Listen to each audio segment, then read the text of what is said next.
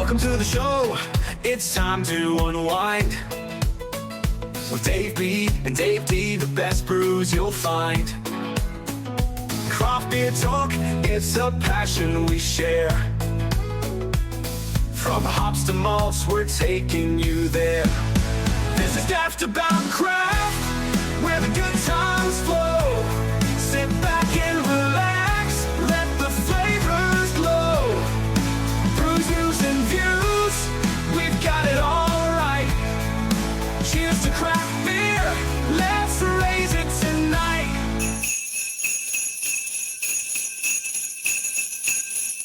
Well, I can hear sleigh bells. Sleigh bells in the distance there. In fact, I've just heard real sleigh bells because before we hit the button on this special episode of Daftaboutcraft, the Rotary Club, Father Christmas goes round and I could hear the carols in the distance as he went round nearby. So he's gone now, but we've got our own sleigh bells. Welcome to Daftaboutcraft, our annual cheese and beer tasting session. Daftaboutcraft, the craft beer podcast. Yeah, it's one that we look forward to a lot. Last year was probably our best one so far when we were lucky enough to be joined by a cheese expert who talked us through different styles to pair with different beers. And I still remember that episode. That was very good. We've gone back to basics this time. In one sense, the cheese is the cheese. The beers, they're not basic though, are they, Dave? They're a bit more special this year. Well, we're putting the emphasis this year really on the beers rather than the cheese. Between us, we've got 4 beers and they're all limited edition beers. You may have seen them on social media and on various websites, but we're really pleased with these beers. And we've got some accompanying snacks. Now, I will say at this point, I don't know what snacks I've got because look at this, Dave. I have been prepared a platter that is 3 times as wide as my head. Now, I'm not saying I'm going to get through it all. I believe in you. Shall I unveil it and have a look? Right, we have got, oh my goodness, my wife Lisa has done this. I've also got tasting notes as well, telling me what everything is on this platter. We have Nantwich Blue, Derbyshire. We have Mayfield Oak Smoked. These are all cheeses. Rosary Goat's Cheese. Lord London Sussex Cheese. And a wild card. What's this wild card? A triple chocolate Derbyshire cheese. That might actually work with what we've got on tap. Well, she's done me absolutely proud here. This is immense. Yeah, I mean, that's an incredible selection. Oh my goodness, Dave. Oh, you are a very lucky man. I mean, we're both lucky men because obviously this comes out still in the midst of me doing the advent calendar. So I've had lovely beers prepared for me all month, and then Lisa's not. No, she's excelled herself. Yeah, that's stunning. Before we go on, I'm going to have to take a photograph of this for the socials.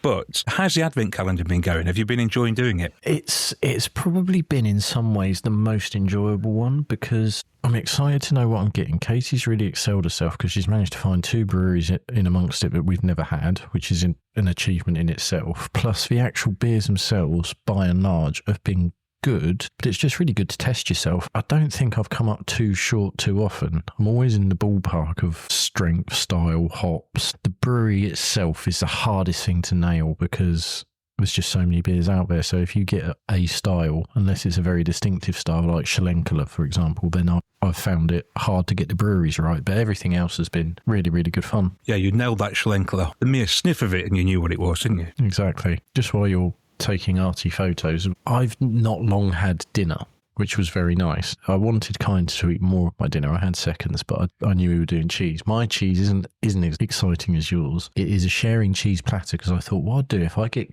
cheese in cube form, then it's going to be very easy just to pick out while we have them. And I've got double Gloucester with onion and chive, Wensleydale and cranberries, a whole 4 cubes of that. Apparently Wensleydale, pricey cheese, a mature cheddar, red Leicester, and a hot Mex cheddar, which I have had, and it is hot. I have actually got some cheese lined up for Christmas itself, and I keep wanting to go to a proper cheesemonger and do it all. And I've looked in a couple, and you get a couple of 100 grams of something you might like, and before you know it, if you get 2 or 3 of them, you're 15, 20 quid in the hole. I get it, you know, this is artisan and we're talking here about beers, which 2 or 3 of them and you're 15, 20 quid in the hole, but it does feel expensive. Yeah, when you're buying really nice beers and nice snacks to accompany it, then it's like a double whammy, isn't it? Exactly. Well, which beer should we start with, do you think? I've already poured it, so for me, they started doing the rounds probably 4 to 6 weeks ago, I think.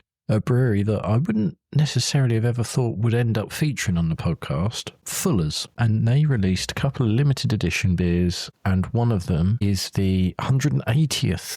180th is darts season for those who like it. I've been watching plenty, but 180th anniversary porter, 7%. We reached out to Fuller's and they very kindly sent us a couple of bottles, and it comes in a lovely little commemorative box as well. It really looks the part. And we will hear from Fuller's and Guy, who will talk us through it a bit more. Just exciting to get something from a brewery who, you know, you think Fuller's, what do you think of London Pride? Do you think of anything else? I think of London Pride, and I mean, we know they do other beers, but that's the one everybody thinks of. They do these limited edition ones, but it feels like perhaps this is the first year where they broke through a bit. I've seen them on socials before, but not as prevalent as they were this year. Yeah, I don't know whether their targeted marketing has changed this year, but it was definitely targeting us, because every time we opened Facebook or Instagram, we were seeing this beer. And it's, like you say, it's beautifully presented in the presentation box. The packaging is awesome. It just sings, doesn't it, this, to look at it and you think this is going to be really nice. And I really hope it lives up to it. I poured mine out, lovely head on it, which is clinging on, and it's been there a good sort of minute now, still looking good. My head didn't last as long, but it is clinging around the glass very nicely. The nose isn't really much to get excited about. There's a bit of roast, there's a bit of malt. There's not too much there, is there? No, not a huge amount on the nose. So that doesn't matter, because there's nothing worse sometimes when you've got a beer and you smell it and you think, oh man, this smells amazing. And you drink it and it's like, oh, where's it gone? Well, the good news is the taste is where this beer is at. Yeah, it's really good, isn't it? I just had a little go there. Very impressive. It's so smooth. I think that's the thing that stands out to me the most, is just how smooth that porter is. Sometimes with a lot of porters, I find it either goes one of two ways. It goes a bit wishy-washy on the back, or it goes a bit malty, roasty, and it's a bit, not too much, but it's a bit neither here nor there, whereas that is just super smooth. It has a lovely body to it as well. There's a lot of depth to that. It really coats the mouth as well, doesn't it? That's nice. Works well with Red Leicester. Well, I'm going to have to try this triple chocolate cheese. I don't know what to expect from this at all. So it's even sort of chocolate colour. Yeah. It looks like you've got a sort of Twix. It looks like chocolate. This is a real conundrum, because if you didn't know this was cheese, I swear you'd think it was chocolate. Really? Yeah. It smells cheesy. It definitely smells cheesy, but oh my goodness, that is immense. The most bizarre cheese I've ever eaten. Smells cheesy, tastes chocolatey. Had a bit. Let's have some of this porter and see how they match up. That really, really goes with this. Goodness me.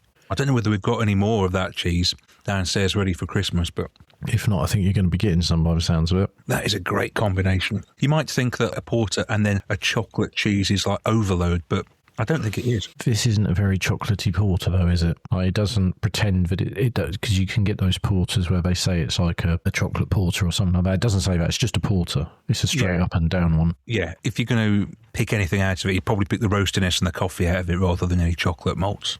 But yeah, that beer is very good, isn't it? It's really, really good. I've also just had a little bit of a double Gloucester with it, and because double Gloucester's a bit creamy, a bit like your chocolate cheese, that works really well too. Isn't it strange, if you rewind 12 months, 2 years, 3 years, however long you want, to the duration we've been doing this podcast, if you ever said that Fuller's were going to feature on here, you wouldn't have thought it, would you? But here we are, having one of their beers and absolutely loving it. I think that says a bit about where beer's going, it feels like, which we can get to in a minute, I would say, but we've talked about beer a lot, but let's hear about it from the people who brewed it. Hello, my name's Guy Stewart. I'm the brewing manager at Fuller's Griffin Brewery in Chiswick, West London, and I'm just here to say a few words about our 180th 7% porter. So I suppose the first one is, why a porter? Well, I was approached to make a beer to celebrate our 180th anniversary, and I thought, well, what were people more likely to be brewing in the 1840s? And London was famous for porter, so I thought, well, you know, I'm sure we were doing porter in the 1840s, so that sounds like a good beer to make to me. It was then a matter of finding a recipe, so we already do a porter here. We do it at 5.3%, very popular. So I thought I would soup up the recipe to get it to 7% and to make it slightly more special. So it's got a grist of pale ale malt, Crystal 400 from Simpson's, brown malt from Simpson's, and chocolate malt. We don't normally use Crystal 400 in our porter, but I thought I'd put some in this to give it some sort of extra raisiny, biscuity sort of fruitcake notes. Hop-wise, I used Target for bittering and then Fuggles for aroma, and these are the same hops that we use in our current porter. Especially Fuggles is a very old traditional English hop, and it works well with these sort of beers. From a bitterness point of view, porters aren't particularly bitter. Our current porter has a bitterness of about 35, 36. Being slightly stronger, this beer could take a little bit more bitterness, so it's actually got a bitterness of 42. But I'd say these sort of beers aren't particularly bitter. You just need a little bit of hop in there just to take the edge off the sweetness slightly. And so, yeah, there you go, our 180th porter. So what does it taste like then? Well, first thing to note, it's bottle conditioned, so just be careful when you're pouring it out that you don't end up with a load of yeast in the glass. To serve it, I would put it in the fridge for a day to get it cold. Take it out the fridge probably half an hour, 20 minutes before you want to drink it, so it starts warming up. To me, you want to drink it as it's warming. On the aroma, you have sort of the coffee, chocolate notes that you would expect with a porter, maybe a little bit of slightly smoky. This is sort of coming from the brown malt and the Crystal 400. And then on the taste, you again, some sort of lovely deep chocolatey coffee notes, raisins, biscuits, maybe slightly pithy, which is coming from the Fuller's yeast, and just a nice full beer. I've tried this in tank and I've tried this in bottle when it'd been in bottle for about a month, and it really is maturing well in bottle. So I would recommend you go out and buy a case, maybe 2 cases, and have a bottle a month for the next couple of years, and then just see how it's getting on. Anyway, hopefully you'll all enjoy it. Thank you. Well, thanks a lot, Guy, for telling us all about what went into this beer to celebrate 180 years of Fuller's. Incredible, really. It's amazing to think that, breweries have been going that long. Do you think there's any breweries around now, modern craft breweries, that will still be around in nearly 200 years' time? No, I don't think there will. I think somewhere like a Fuller's and that sort of would have come out of family, which is obviously what a lot of craft breweries do, but that's sort of becoming an institution. For example, I could see Guinness being around in another 200 years' time quite easily. But could I see, for example, Polly's or Cloudwater? Yeah, I couldn't see it personally. I hope I'm wrong with all that, but I don't see it. Without being too doom and gloom, I would say a lot of those breweries would have cycles of, I'd say if they get into 20 years, they'll have done ever so well. I might be wrong. Every now and again we come across one, so like Durham, they've been going for 30 years. And that sort of blows our mind that they got to 30 years, doesn't it? So yeah, you're probably right. It is hard to envisage a lot of these guys around now still being here in another generation's time. Breweries like a Durham 30 years ago, beer scene looked completely different. You could get your core was a lot easier to get then because the competition was a lot less fierce. If you had a bit about yourself, which breweries like your Durham and your Hobsons have, and change with it, keeping your core and adding on top of it. Whereas craft breweries are almost slightly, you'd have to do it in reverse, wouldn't you? You go with your core. What's your core? Probably a 4% pale. Okay, but 150 other breweries have a 4% pale, so how do you make it so people keep coming back for that? And then add on top of that. It's a very hard, it's a much different market now compared to 20, 30 years ago, even 10 years ago. Yeah, it's absolutely fascinating, isn't it? How it will all pan out. I mean, there's a lot of businesses still out there struggling as well, as we've seen this year. Plenty of breweries have gone under. And not just breweries, but other hospitality businesses, cafes. I think a lot of those have really struggled this year. I think we're going to see more of that going into next year as well. People don't have as many spare pounds in their pockets. Well, I can quite happily say that I'm one of them because of how my job situation's changed this year. It's completely affected my buying, not only of beer, but just other things in general. And what do you put your squeeze on? Your leisure stuff, bits on top, which aren't the essentials. And unfortunately, craft beer very much falls into being a luxury. So until things pick up, luxury items are going to be harder to justify for a lot of people. Very difficult. God, this is a bit doom and gloom, isn't it? It's meant to be upbeat and jolly for Christmas. Yeah, it's very true. It's very true. On that topic then, can you think, obviously you've been You've been doing your craft brew festival once again this year, which has been bigger and better all round. So are there any beers, if I put you on the spot, that you can remember from the year that you've really enjoyed? Done about 15 events throughout the year, Craft Brew. Just for anybody who doesn't know, I help behind the scenes with Craft Brew. We finished just recently in Wakefield. And there's a brewery in Wakefield, right, called Grumpy Fish. And we will get them on the podcast at some point. I reached out to Grumpy Fish a little while ago, and they've done a few festivals with us now. Their kit is 200 litres, right? So they are tiny. They are tiny. Brews it in his garden shed, and he brought me a can in Wakefield last week. He says, yeah, I want you to have this. He'd also got it on tap, and it was I think it was called something Velvet. It's New England IPA, 6.5%. Amazing beer. And he's just brewing it in his shed, 200 litres. I think he's just about to upscale to 400 litres, he was saying.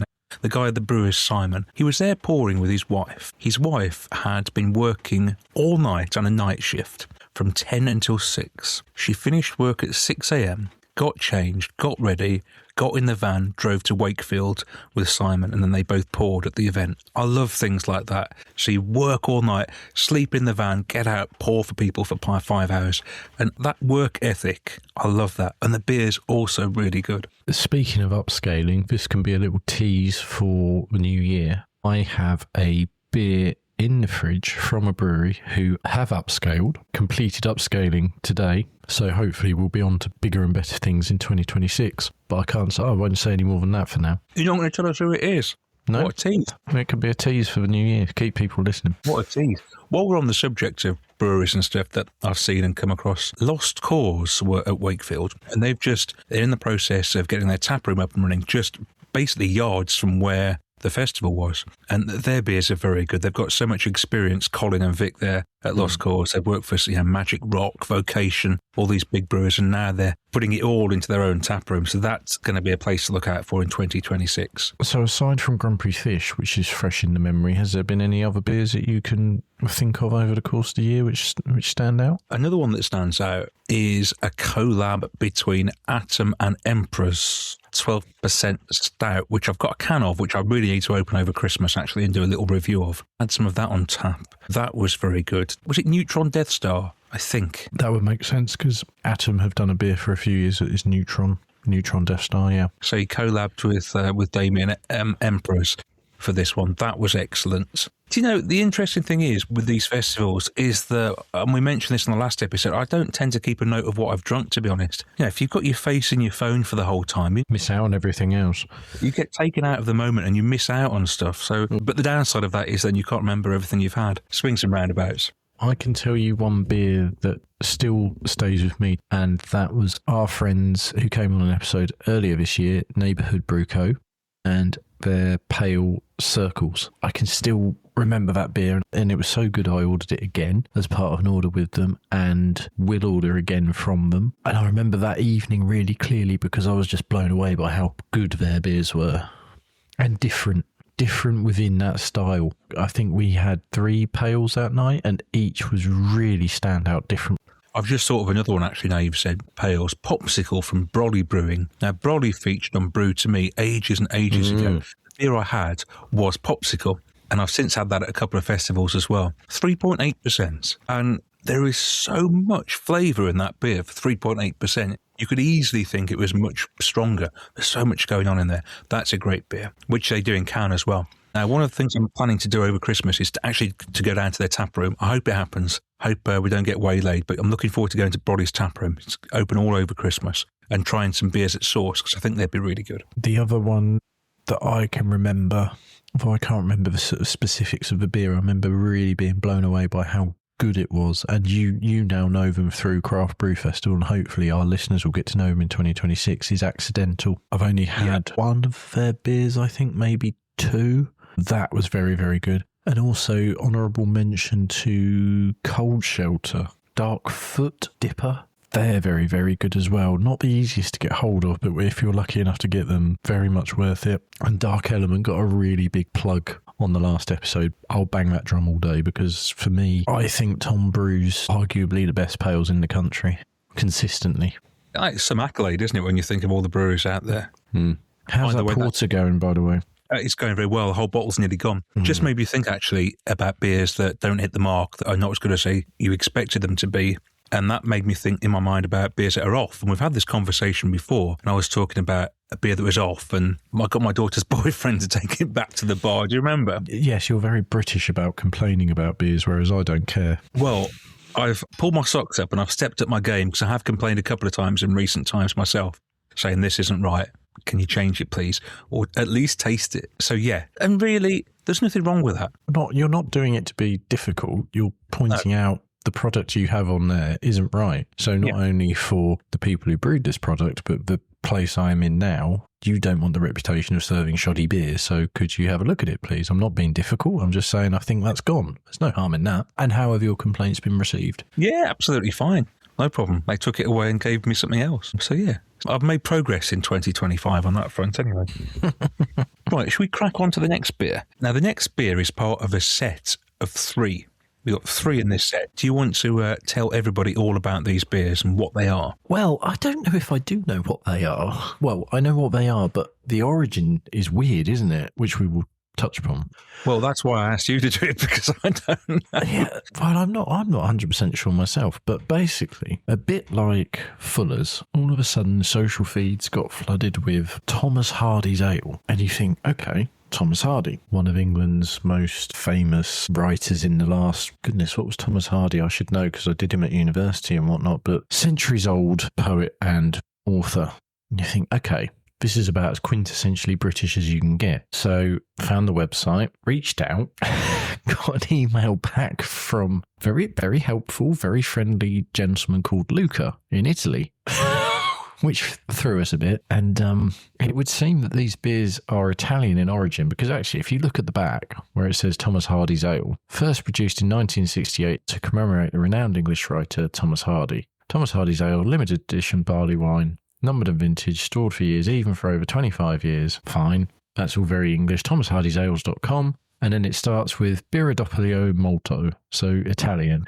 So the origin is really odd. So these are brought into the UK by distributor James Clay, but I don't think we got as far as talking to James Clay. We reached Italy, didn't we? We got to Italy and no further, but we hit the buffers in Italy, and I thought, right, I'm just going to buy these beers. So I bought us both a set of the 3 beers. You bought me the beers very kindly for my 40th, and they turned up a couple of days after. I was delighted because I knew we'd sort of targeted these ones to go with the Fullers that we wanted to do it for this episode. And as you said, Dave, there's 3 beers. You've got your standard special reserve, I believe, barley wine. Then you've got the one I've just opened, which is aged in Armagnac. And then I think the other one is aged in French oak. Yeah, that's it. In my mind, I'm thinking that these are going to be like the J.W. Lee's barley wines, which we've had before on these special Christmas episodes. That's what I think.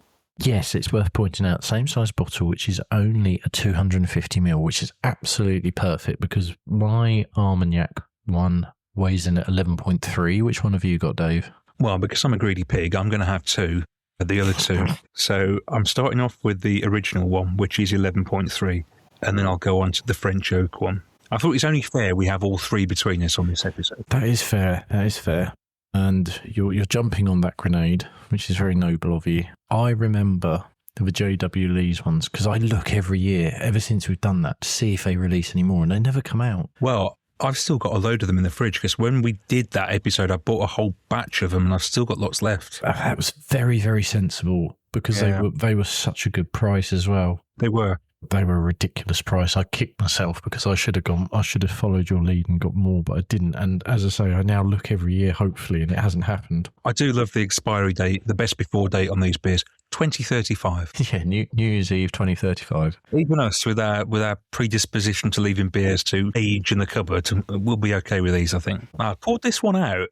The nose isn't huge, and there's very little carbonation in it. It's quite flat, actually. I don't know how yours measures up. Mine would also be flat, but my goodness me, I can smell the Armagnac. It's heavy Armagnac on the nose. Really, really heavy. Is it the sort that if you put your face into the glass, your eyes would start to water? A little bit. You know how there is the idea of pairing Christmas cake and cheese? If you put your nose full into this Armagnac one, you start to get that when someone's done a really boozy Christmas cake. That's what this smells of. So I'm already thinking, okay, this is going to work with the cheese. So these 3 beers, are they all the same base beer? That's my understanding. Yeah. So this one that I've opened, the original, so this is the base beer, if you want, I imagine, which on its own, without any sort of aging, even though there's not much carbonation and there's not much aroma, tastes amazing. Well, I was glad you were talking when you were, because the first sip of the Armagnac, I've prided myself on what is now over 5 years of this podcast and not swearing. And I very nearly swore because, my goodness me, you might have to have all 3 tonight, Dave, because the Armagnac one is out of this world. It's so good. Wow. If I need to have all 3, I can. It's not a problem. It's not even like drinking barley wine. It's closer to drinking sherry. Is it sweet then? It's not sherry port sweet. It has a sweetness, but it's not full on sweet. The sort of viscosity to it and the way it coats your mouth and hangs around is like drinking a port or a sherry. That's an unreal beer. I don't know who the heck's brewed it, but it's a very good beer. I'm just sitting here thinking, who is it in Italy who's brewing barley wines and shipping them over to England? Oh, goodness me, that's phenomenal. Straight 5 out of 5 on Untapped. That's not even a question, I don't think. Wow. And for listeners who might have just stumbled across this podcast listening to us over Christmas when got nothing else to do, Dave doesn't give away 5s on Untapped at his leisure, do you? They're very rare. I can't remember when I gave the last one. I think it was that Yorkshire Heart beer. Oh, that was good. You gave that a straight 5. I bet that was the last one. Had it on the podcast. The last 5, I gave one more after that, actually. You wouldn't get it if I gave you 100 guesses. B-Man Brewery. Oh, wow.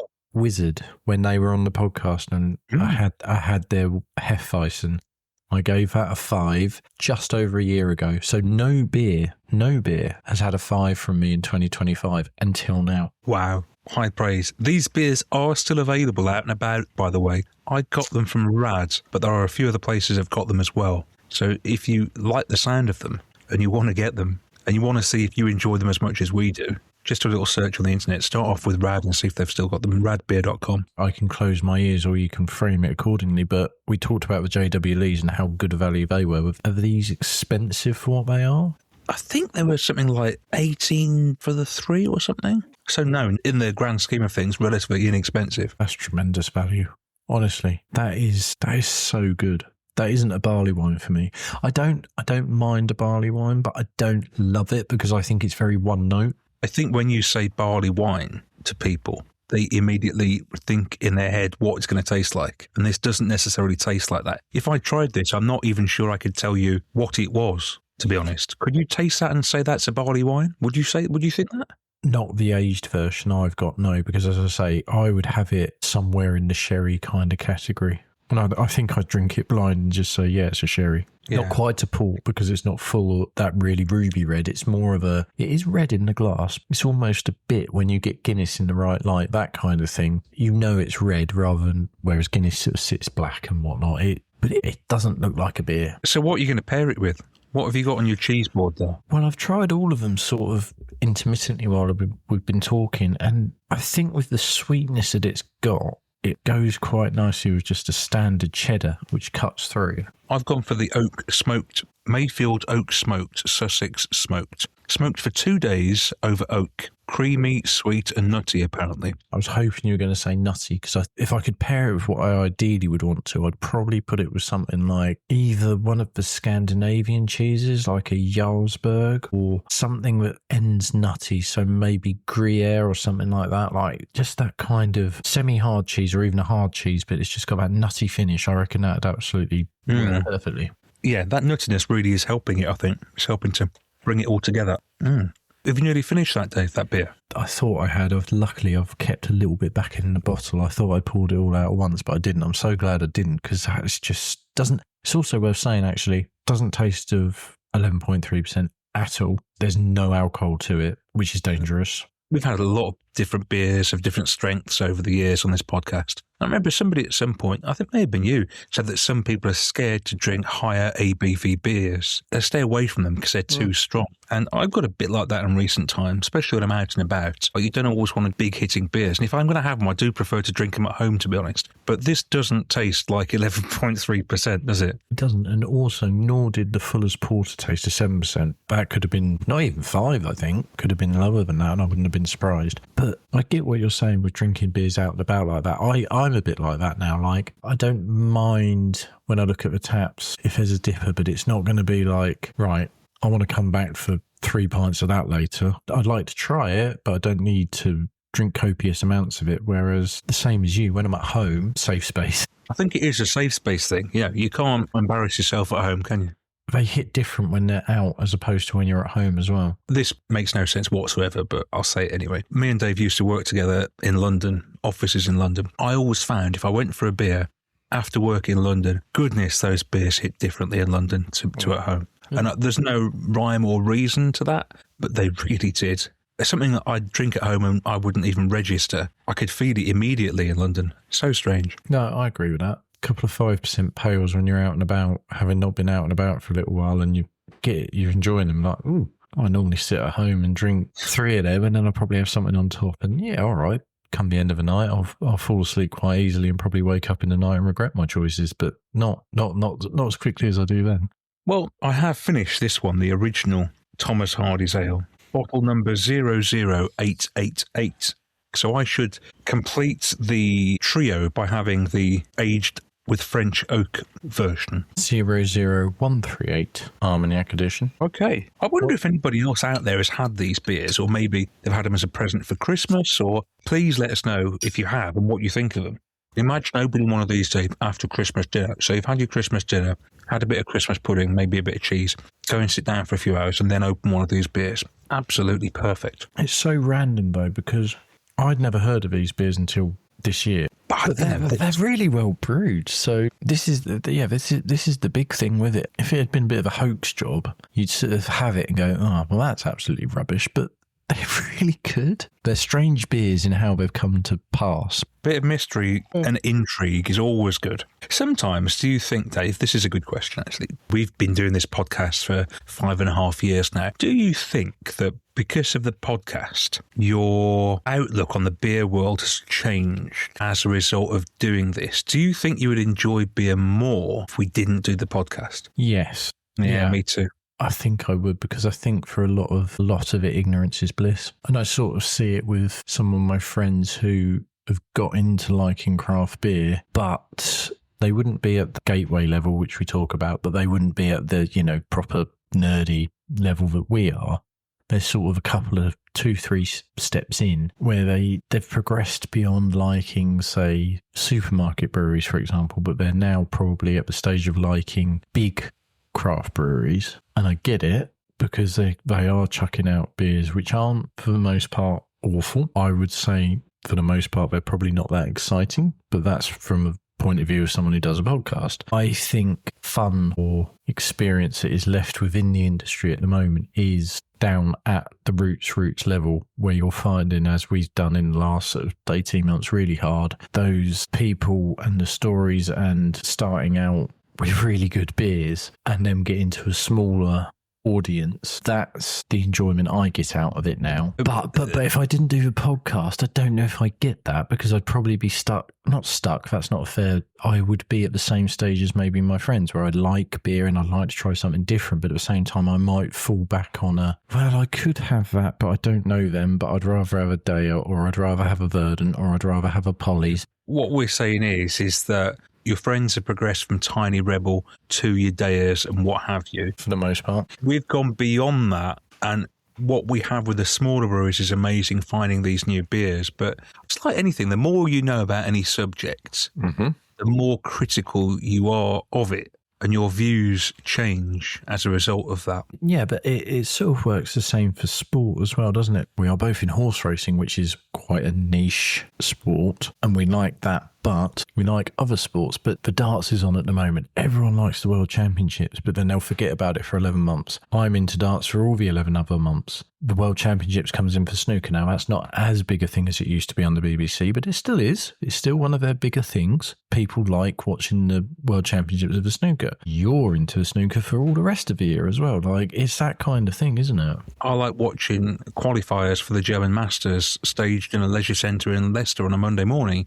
Probably followed by the darts in the afternoon in the same leisure centre. I know where you mean. But then I think of that as well, and I've got really into the snooker in the same way that you're into the darts, and maybe you kind of learn too much. Does that then spoil your enjoyment of it? I don't know. I'm not sure. I think it probably speaks a lot to our personalities, though, aren't neither of us are people who can take something at face value and just leave it alone. It has to sort of be prodded and pushed and like, well, what else? Yeah, how far can we take this? I like this. What else is there? Okay, what else is there from that? What else is there from that? Until I feel like I know as much as I possibly can, or I can report on the French oak version. Yes. It's not that different to the original, I don't think. It's just, for me, a little bit more smoky. Not hugely, but just a trace of smoke, I would say. That's going to be really interesting then when I have the standard or the French oak, because I don't feel like, from what you've described, you've had the same one as I've had so far. I'm tempted to open that now. I would like to know what you think of it. Yeah, I'm going to open it. Let's do it. Why not? I'm fascinated to see if it's different, because it's interesting that you say the other two are similar. Okay, so it smells different. Straight off. The other two smell quite similar. Not a huge nose, not a huge aroma. There is more aroma there. There's like a sweetness that comes through on that aroma as well, which I didn't get with the other two. It's interesting. So it perhaps doesn't speak as well to the French oak, as in it's probably fine, but it's not different enough, maybe. Yeah, maybe the French oak is not needed in this series. Maybe just the original and then Armagnac version. But is Armagnac not French? So you have an English, purporting to be English ale brewed in Italy, we think, with Armagnac and then another French oak barrel as well, just chucked in for good measure. Like, it is a complete mystery of a beer. All we need to do now is find out the brewer is Australian or something. It's a very global set of beers. Right, I just need to finish the French version before I try this. It's a good job I am at home, isn't it? You wouldn't want to drink these three out and about and then have to get the bus home, would you? No, not with the speed we've drunk them either. As I wind down the rest of this French oak version before I start the next one, looking back on this year, is there a brewery that really stands out for you that have exceeded what you expected them to do, or a particular beer that stands out in 2025? I feel like as a whole, the industry has held serve this year. I don't think it's progressed, despite what breweries might try and tell you of how they've been doing things and whatnot. I don't think there's been that progression. And in fact, unfortunately, I wouldn't say it's been regression, but there hasn't been anything happening. We've seen, using Brew to Me as a feature, that it's been the first year where we've started to struggle a bit, because it doesn't feel like new breweries are sort of popping up here and there. And there's just been generally a slowdown in new. And actually, unfortunately, we've lost breweries along the way, probably a few too many in some ways. And actually, it's been more consolidation. If you have something that's working, you're kind of just trying to make sure that keeps working, probably increasingly to your local audience. I think this is what we're going to see more of this in 2026, is breweries staying hyper-local, attracting their local community to their space and drinking their beers. I think that is the way forward. I don't disagree with everything going right. It's sort of the inverse of the pub actually being saved. Now, people will say that's a very different thing, and they're right, but probably there's two different markets now. There's the area where you live, which is close to a second city in Birmingham, and I think areas of Birmingham could quite easily say, we have a community pub. Okay, who's your brewer? Well, it's insert. Like, you've talked about Indian Brewery, for example, who don't go anywhere beyond Birmingham as it stands, yet are thriving because they tap into that area of the community. But you could go to another part of Birmingham and there'd be another brewery you could insert. So you have that, and I think that's, like you say, that's probably what we're going to see more of. Whereas where I am in Suffolk, there's not enough of the local breweries to prop it up almost. You know, we've got Burnt Mill, who doing very, very well and would be nationwide. You had the Burnt Mill Hopsters tap room in Woodbridge, which unfortunately today, on the day of recording, announced, well, we were always a temporary space. We've managed one year, but we're going to do 2, but we're done after Christmas. Hopefully we can go back into Woodbridge. And I would say they should, because town itself needs that kind of thing, and it does well, and it has survived, but it hasn't quite got that pull, the same as a city does. What do you make of the Armagnac one then? Oh, I still haven't had it. I'm still polishing it. Okay, fair. Just made me think then, when you said Burnt Mill, I know they're there. They're not on my radar very much, Burnt Mill. And another brewery that fits into that as well is Staggeringly Good in Portsmouth. Somebody mentioned to me just the other day their Staggosaurus range. They've released some more of those recently. Not on my radar at all. It's unfortunate, especially with Staggeringly Good, because they do and did do quite a lot of decent beers, but they feel like ones that went nationwide and then have fallen back a bit. Burnt Mill, it's tough. I really like Burnt Mill, but I remember, 3 years ago, I'd have been all over the next Burnt Mill beer, and unfortunately they've probably, for me, chucked too many beers out now. Just in that cycle of releasing new beers every 1 to 2 weeks. They still do the Fog series, but they're not what they used to be for me. There's no Fog and Thunder in there. There's no ones of the single hops where they've done them where they've been really banging. They even now have a beer called Fog, which is just a 4.8% pale. And I get it, it's probably going to sell more than Fog and Thunder, for example, but it doesn't do a lot for me. So if Burnt Mill are listening to this, please revisit your Fog series and do it a bit more aggressively like you used to, because they were some of the best beers I've ever had. Yeah, you often mention Burnt Mill. It seems that they've made a real impression on you over the years, but now they've sort of lost it a little bit, and it's a shame, isn't it? I think this happens with a lot of breweries. You follow them, you drink every beer they release, then at some point along the way, you sort of fall out of love a little bit. Burnt Mill a bit different, because there was a bit of a departure in terms of they did zig a little bit when everyone zagged, in terms of they've not quite lent into the haze. They did go a bit West Coast, which is admirable. At the same time, I'm not a big West Coast drinker. I can appreciate a good one every couple of months, but I'm not going to seek them out. And I think it was a really good idea to do that, but they probably, for me, lent a bit too heavy the other way and really sort of started doing a lot of those, and that left me a bit cold. But they really did do really, really good hazy beers, and for me, they just don't now. But their beers are a step below where they used to be, which I didn't anticipate the Christmas special being me piling on Burnt Mill, but here we are. Well, it's important that we can speak our mind and say what we think about breweries. One of the things about this industry is that people are a little bit scared to say what they really think sometimes. That's true. And for example, part of the Advent calendar, Casey's got a couple of beers that are from breweries who you would associate with being a bit wider, but a couple of their supermarket offerings. You know what's really interesting is, even if I don't know the brewery, if you open the can and even smell it and then pour it, you can tell, I'm not sure what the defining thing is, but it's a supermarket beer as opposed to one they're sending out to trade, for example. It is noticeable. With the brewery I had, where I had it and I thought, oh God, that's a supermarket dipper, but I wouldn't necessarily know whose it is. And it was Full Circle. And it was a beer called Mixtape. Right, yes. Absolutely nothing wrong with it. I did enjoy it. I didn't mind it whatsoever. It doesn't live in the memory, but pouring it and drinking it to begin with, I was like, it tastes really supermarkety, but I'm not quite sure how. I suppose if you're Mr. Brewer at the brewery and you want to put a beer in a supermarket, you want to put something quite middle of the road out there. It's going to have to be by the numbers, isn't it? Because you're not going to sell units otherwise. So it makes sense. And again, this isn't a knock on Full Circle, because actually I really enjoy their beers. Looper, Repeater, and some of their other beers are really, really decent and well brewed. And I get it. I think they've done a couple. That's the thing. There's that one, and I think there is another one that's gone in there as well recently. So they've put a couple in recently. I'd be fascinated if I could get that one and the other one. I don't think I would be able to tell them apart. That's possibly the thing. Yeah, when beers start colliding and you can't tell one from the other, that is. Oh. Maybe that's because we're beer nerds and we want to be able to tell them apart. I don't know. Anyway, look, I poured out the Armagnac beer. First thing, the colour is very different to the previous two. Okay. This is darker, much darker. Interesting. The others are more reddy in appearance. This, to me, in my darkened lot, appears much darker. It is still reddy, but it is, yes, you have to tip the glass to see the red.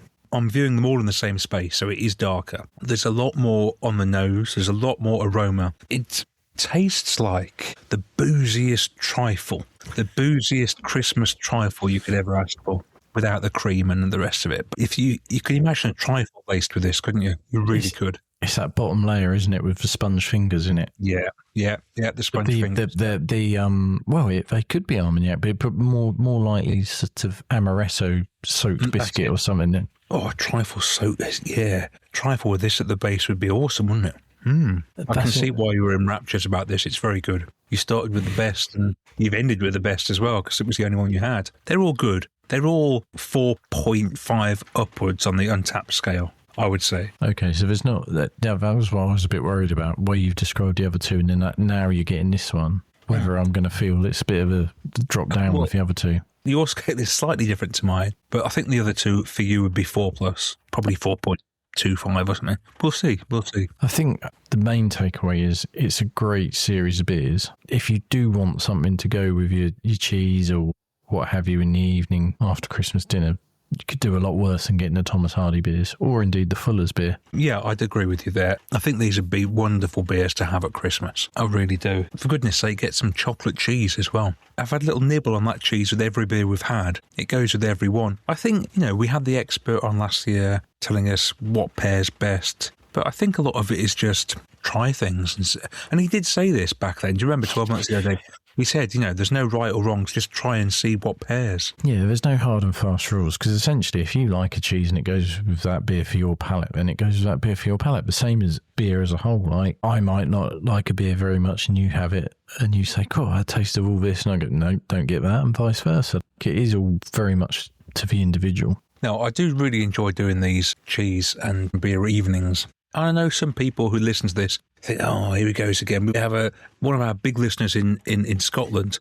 He can't eat cheese, so he always thinks, oh, God, here they are again with their cheese and beer. But you can pair anything with beer, can't you? The same as with wine. I've had a bit of pate here, peppers, cucumber, all sorts of little bits and pieces. You can pair anything with beer. I was going to say, we could do that a bit more for next year. We'll add in some other elements. And also, it's worth saying, I did think of you, because I saw that cheese sharing platter, and next to it was a vegan cheese selection. I didn't know whether to get it, because then I could talk about it, but then you'd say, oh, I don't bother with vegan cheese, it's horrible. So if you do want us to do that, we can always do it at the end of next year. Absolutely, Mark. Yeah, we're talking to our great listener, Mark, our number one listener in Aberdeen. Thank you so much for your support throughout the year. It is appreciated, isn't it, Dave? It really is. Yeah, 100%. Same as it is for all the other listeners who do get in touch as well. We do it largely for you. We do it a little bit for ourselves, because we do enjoy doing it. We probably wouldn't know how to stop if we tried. But if you have ideas of what you'd like to hear us taste or talk about, if there are breweries that you are having up or in your local vicinity and thinking, oh, it'd be good if these guys got a bit more of a platform, just let us know. Send it to us on socials. It can be on Instagram, it can be on Facebook, email. All the links are on Instagram.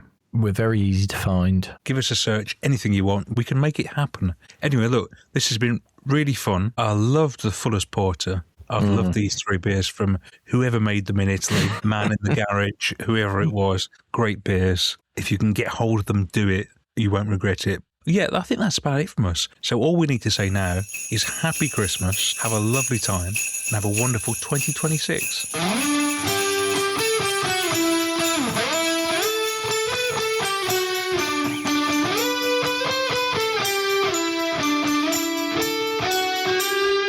This is Daftaboutcraft, the craft beer podcast. Daftaboutcraft, you're tuned into your favorite beer podcast.